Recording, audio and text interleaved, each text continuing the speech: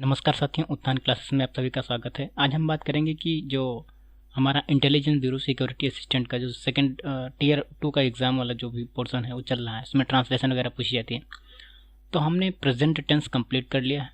अब हम बात करेंगे पास्ट टेंस के बारे में, है ना। तो सबसे पहले मैं बात बता देता हूँ कि इसमें जो छोटे छोटे सेंटेंस होंगे वही मैं कराऊंगा। उसके बाद में जब मतलब पैसेज कराएंगे तो वो अलग वीडियो होगी, है ना। तो इससे आपका मतलब टेंस पहले पता हो जाए ना, तभी कॉन्सेप्ट क्लियर हो जाएगा, तो उसमें कोई दिक्कत नहीं होगी ट्रांसलेशन में, है ना। तो ये 5वीं वीडियो है। आपने अगर नहीं देखी है 4 वीडियो और एक प्रैक्टिस सेशन, तो प्लेलिस्ट में जाके देख लीजिए, है ना, ताकि आपको बेहतर समझ में आ जाए, है ना। एक सीक्वेंस बना रहेगा ना, तो उससे आपको कोई दिक्कत नहीं होगी। अब मैंने एक जब प्रेजेंट टेंस कंप्लीट हो गया था पूरा, तो मैंने प्रैक्टिस भी कराया था। उसमें बहुत सारे क्वेश्चन, मतलब सारी चीज़ें समझ में होंगी। प्रैक्टिस करोगे तो बेहतर ढंग से सारी चीज़ें समझ में आएंगी, है ना। बाकी जो भी ट्रांसलेट का बड़े बड़े पैसेज होते हैं, जो भी प्रीवियस ईयर पेपर के होंगे, उसको मैं सॉल्व करवाऊंगा। जब तक कि आप इसको समझ नहीं पाओगे वो चीज़ें नहीं हो पाएंगी भाई, इसलिए मैं इसलिए बोल रहा हूँ ना। और एक सीक्वेंस वाइज से वीडियो को देखना, तभी आपको बेहतर ढंग से समझ में आएगा, है ना। तो मैं चलता हूँ, देख लीजिए। मैं बात बता देता हूँ कि जैसे हमारा जो प्रेजेंट टेंस का पूरा कॉन्सेप्ट, ये पूरी एग्जाम्पल, पूरा कॉन्सेप्ट सब क्लियर हो गया। अब हम बात करेंगे पास्ट टेंस के बारे में, यानी कि इसके बारे में बात करूँगा, है ना। और क्योंकि अभी अगला जो भी एपिसोड आएगा तब तक ये पूरी कंप्लीट होगी, फिर उसके बाद में आएगा। तो हम बात बता देता हूँ कि मैं मतलब पास्ट टेंस का, ये पास्ट इंडेफिनिट टेंस होगा, है ना। इसमें अफर्मेटिव सेंटेंस की बात की जाएगी। देखो, पास्ट में भी 4 इससे टाइप होते हैं: past indefinite tense, past continuous tense, and past perfect tense, and past perfect continuous tense,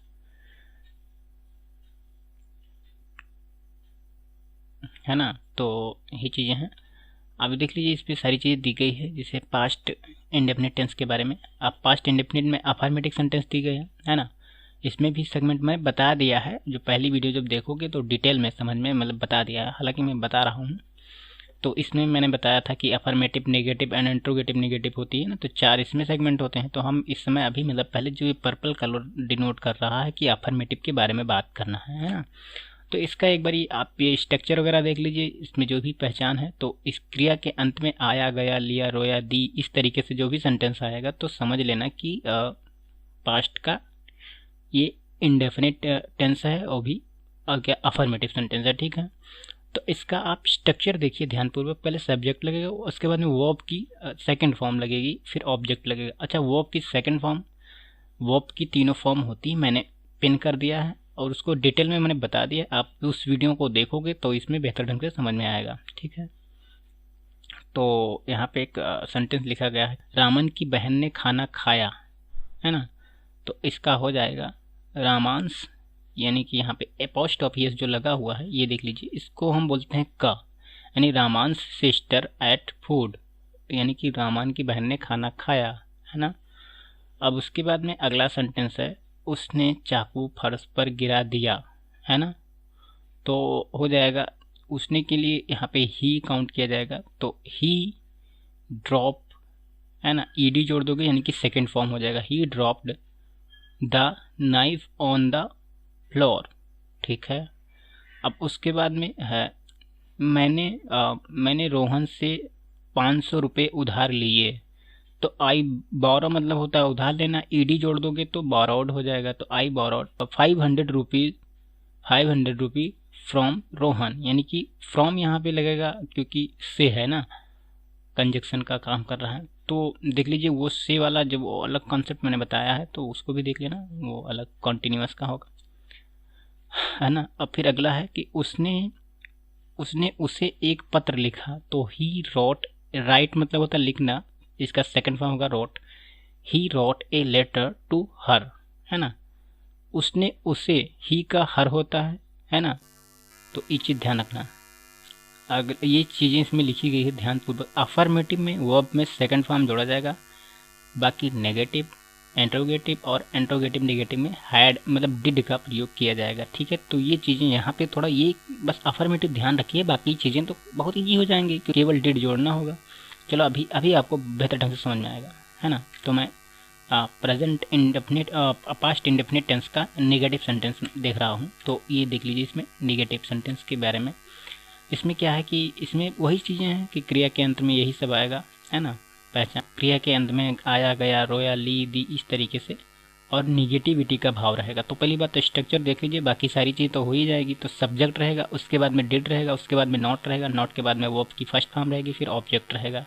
अब एग्जाम्पल से आप बेहतर ढंग से समझ पाओगे, जैसे कि उसकी बेटी ने सिक्का नहीं निगला, ठीक बात, तो नेगेटिविटी का भाव दे रहा है, तो his daughter did not swallow a coin. Okay, अच्छा यहाँ पे ये या मतलब दा भी लगा सकते हो, तो कोई आर्टिकल का होगा ना, वो चीज़ें ध्यान रखना, ठीक है। और फिर वह अगला सेंटेंस है, वह सीखना नहीं चाहता था, तो हो जाएगा इसका he did not want to learn, है ना, डिड नॉट, क्योंकि इसमें स्ट्रक्चर में दिया गया है ना, तो सारी चीज़ें हैं।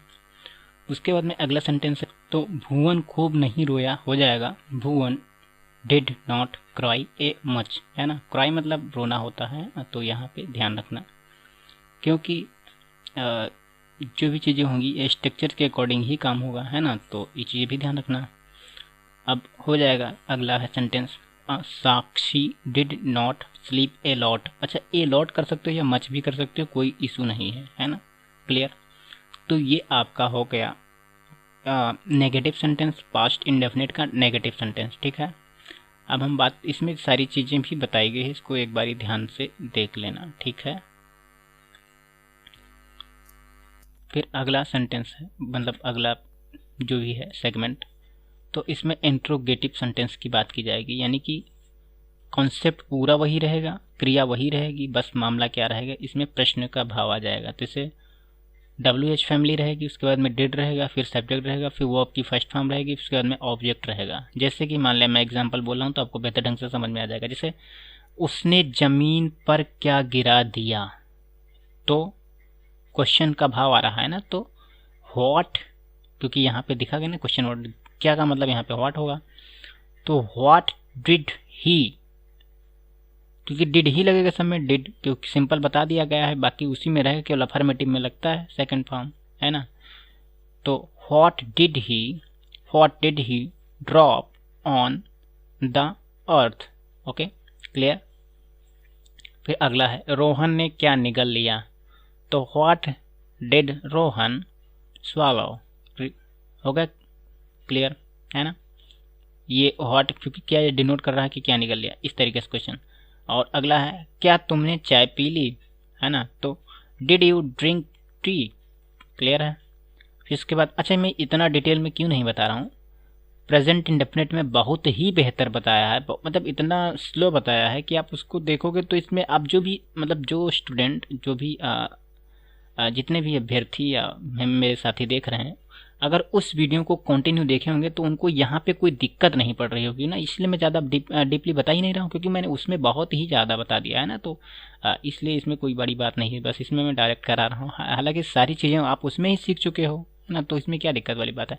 अब इसमें क्वेश्चन वर्ड की वीडियो आपने देख लिया होगा, है ना, वो आपकी फर्स्ट सेकंड थर्ड फॉर्म भी देख चुके हो, कॉन्सेप्ट सीख ही चुके हो, तो उसमें मैं क्या बताऊँ, यही चीज़ है, इसीलिए मैं यहाँ पे ज़्यादा डीपली नहीं बता रहा हूँ, है ना। अब धीरे धीरे ऐसा आएगा कि आपको खुद ही एनालिसिस हो जाएगा, जैसे पूरा आप कंप्लीट कर लोगे, तीनों टेंस कर लोगे, उसके बाद में जो भी प्रैक्टिस कर लोगे, पैसेज बड़े बड़े कितना ही बड़े दे दूंगा, वो आप प्रैक्टिस करते चले जाओगे तो होता ही जाएगा, और हम पैसेज करवाएंगे उसको, है ना, तो यही चीज़ है, ठीक है।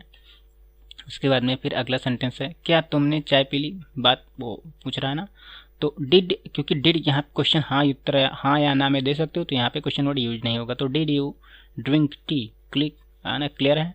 उसके बाद में अगला है, क्या तुमने छत पर कपड़े फैलाए, है ना, तो क्योंकि हाँ या ना में इसका उत्तर दे सकते हो। Did you spread clothes on the, selling होता है या टेरेस होता है, एक ही चीज़ होती है, तो आप जो भी चीज़ें यहाँ पे टेरेस किया गया है ना, तो आप उसको भी कर सकते हो या सीलिंग भी कर सकते हो, जो आपका मतलब है ना, तो क्लियर हो गया। अब अगले पे चलेंगे, यहाँ पे सारा कॉन्सेप्ट आपने सीखा ही है, क्योंकि डिड इसलिए होगा क्योंकि यहाँ पे क्वेश्चन वर्ड पूछ रहा है ना, तो ठीक है।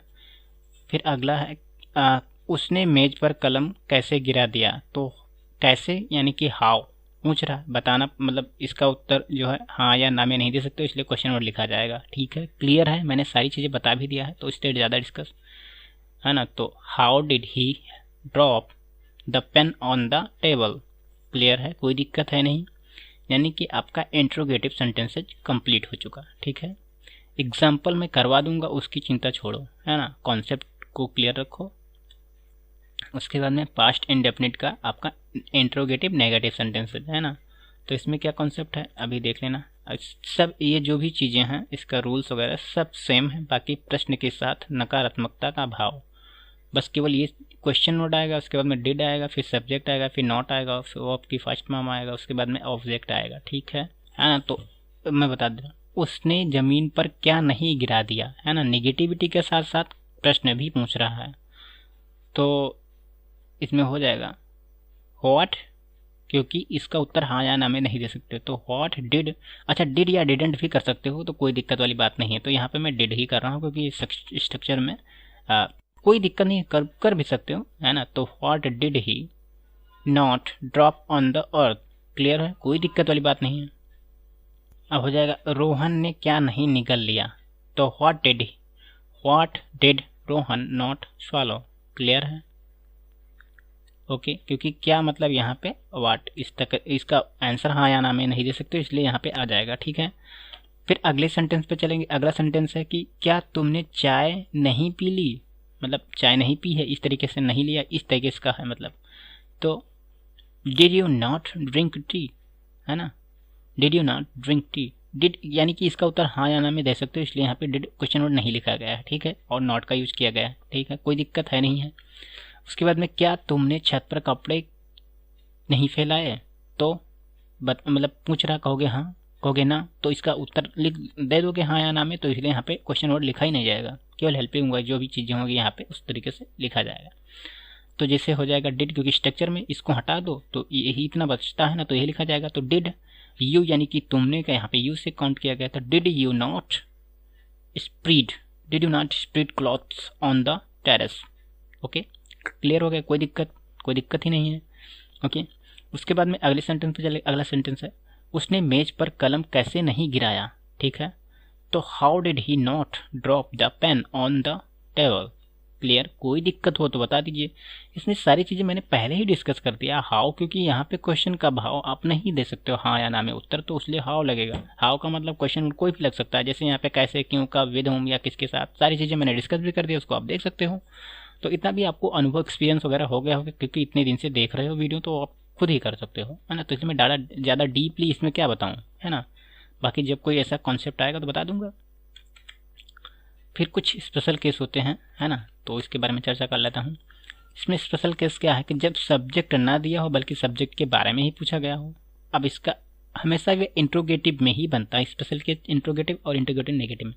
तो जैसे इसका स्ट्रक्चर देख लीजिए, बात खत्म, कॉन्सेप्ट पूरा रहेगा, प्रश्न का भाव रहेगा, स्ट्रक्चर है WH वर्ड रहेगा यानी क्वेश्चन वर्ड रहेगा, उसके बाद में सब्जेक्ट रहेगा, फिर वर्ब की सेकंड फॉर्म रहेगी, उसके बाद में ऑब्जेक्ट रहेगा। जैसे कि यहाँ पर्ची किसने फेंका, तो इसको जैसे ये क्वेश्चन मतलब सब्जेक्ट के बारे में पूछ रहा है ना, तो who throw this slip here, okay, कोई क्लियर बात हो गई, कोई दिक्कत है नहीं है, क्योंकि इसमें क्या करना है, देखो क्वेश्चन वर्ड लगा दिया हु, और थ्रो मतलब फेंकना होता है ना, तो थ्री वर्ड इसका सेकंड फॉर्म हो जाएगा। तो ये अगला सेंटेंस हो जाएगा उसे किसने डांटा, इसका हो जाएगा हु मतलब उसने किसे डांटा, है ना, तो हु स्कॉल्डेड हिम, क्लियर, कोई दिक्कत है नहीं, स्पेशल केस भी समझ गए। पास्ट इंडेफिनिट का ये आपका स्पेशल केस इंट्रोगेटिव नेगेटिव में बनता है ना, तो इसका कॉन्सेप्ट सेम है, कोई डाउट है नहीं है, इसमें सारी चीज़ें आप पढ़ सकते हो, सब कुछ है, बस नेगेटिव प्रश्न के साथ नेगेटिविटी का भाव होगा। जैसे कि यह काम किसने नहीं किया, ठीक है, तो who all did not do this work, okay, clear, कोई दिक्कत है नहीं, सेंटेंस सेम है, मतलब सेंटेंस कॉन्सेप्ट सेम है ना, यहाँ से आप बना सकते हो। कौन कौन अच्छे से खाना नहीं खाता है, तो who all did not eat well, clear, कोई दिक्कत हो तो बता दीजिए। अब इसको मैं डिस्कस तो किया नहीं ज़्यादा, इसलिए क्योंकि आपने पहले ही पढ़ लिया है, मैं बता ही देता हूँ। देखो सब्जेक्ट इसमें क्वेश्चन वर्ड क्या है, हु ऑल यानी किसने के लिए हु ऑल होता है, कौन कौन के लिए हु ऑल होता है, बात एक ही तो होता है ना। तो इसका हो जाएगा कौन, मैं बता दे रहा हूँ, कौन कौन अच्छे से खाना नहीं खाया, तो who all did not eat well, clear, कोई दिक्कत है नहीं, है ना। तो ये आपका मतलब पास्ट इंडेफिनिट का पूरा सेगमेंट कंप्लीट हो गया, एग्जाम्पल भी कंप्लीट हो गए, है ना। तो इसकी अगली वीडियो यानी कि जो यहाँ पे डिनोट कर रहा है पास्ट कॉन्टिन्यूअस टेंस की जल्द ही आएगी। तब तक के लिए धन्यवाद। अपना बहुमूल्य समय देने के लिए बहुत बहुत धन्यवाद। उत्थान क्लासेज के संस्थापक अंबुज की तरफ से आप सभी को सफल होने की अग्रिम शुभकामनाएं।